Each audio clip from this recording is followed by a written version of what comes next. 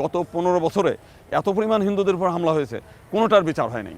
তো এইবার যে ঘটনাটা ঘটলো আমরা দেখলাম যে এই ঘটনাটাকে ওই যে কিছু আছে না, কারো ঘর পড়ে আর কারো হচ্ছে আলু কুড়িয়ে খায়, আবার জিজ্ঞেস করে যে আবার কবে ঘর পুড়বে, গুদাম কবে পুড়বে, কবে আলু খাবে। এরা এই জিনিসটাকে এত বেশি মানে কিছু রিউমার ছড়িয়ে ব্যাপকভাবে প্রচার করে যে আরও এই দেশের মাইনরিটিদের জীবনটাকে করে নস্যাৎ করার মতো একটা চিন্তা করছিল আর কি। যেমন ধরেন আপনাকে আমি বলি, মাশরাফির বাড়ি পুড়েছে, সেটা কিছু মিডিয়ায় দেখলাম যে সেটা বলছে লিটন দাসের বাড়ি পুড়তেছে। সাতক্ষীরার কলারোয়ায় হচ্ছে একটা রেস্টুরেন্ট, সেই রেস্টুরেন্টটা দাউ দাউ করে আগুন জ্বলছে। আওয়ামী লীগের এক ওখানকার উপজেলা ভাইস চেয়ারম্যানের রেস্টুরেন্ট, এটা চাইনিজ রেস্টুরেন্ট, আমার মন্দিরের মতো দেখতে আর কি। ওইটি পুড়িয়ে দিচ্ছে, সেটাকে বলতেছে এটা হচ্ছে যে আপনার হিন্দু মন্দির দাউ দাউ করে জ্বলছে। এটা কিন্তু হিন্দু মন্দির সারা বাংলাদেশে কিন্তু প্রচুর মন্দির আছে, কোনো মন্দিরেই কিন্তু এইভাবে দাউ দাউ করে আগুন জ্বলে নেই।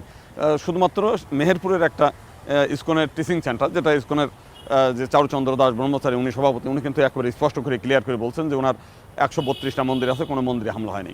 তো ঢাকা শহর সহ সারা বাংলাদেশে কোনো মন্দিরে হামলা হয়, বরং এই হামলা যাতে না হয় এই ঘটনা সবাই বলছিল যে যারা পরাজিত হয়েছে এরা এটাকে নিয়ে ব্যবসা করবে, এটা নিয়ে আর একটা মানে গেম খেলার চেষ্টা করবে। সেই কারণেই বিভিন্ন রাজনৈতিক দলের নেতারা, সামাজিক সংগঠনের নেতারা বিভিন্ন মন্দির পাহারা দিয়েছে, এবং এখনও আপনি গিয়ে দেখবেন মন্দিরের সামনে পাহারা দিচ্ছে যাতে ওরা এটা ফায়দা না লুটতে পারে।